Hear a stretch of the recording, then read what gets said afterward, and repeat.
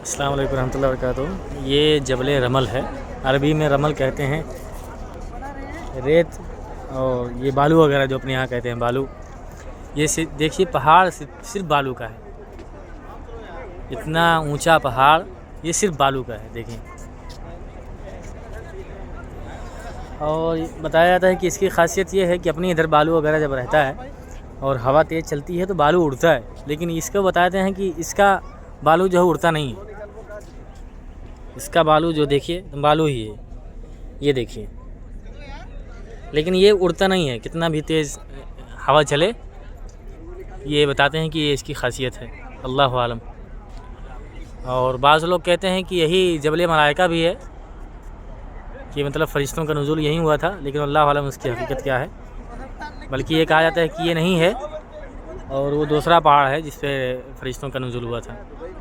अल्लाह आलम बिज़्ज़त नहीं मालूम है कि हकीकत क्या है।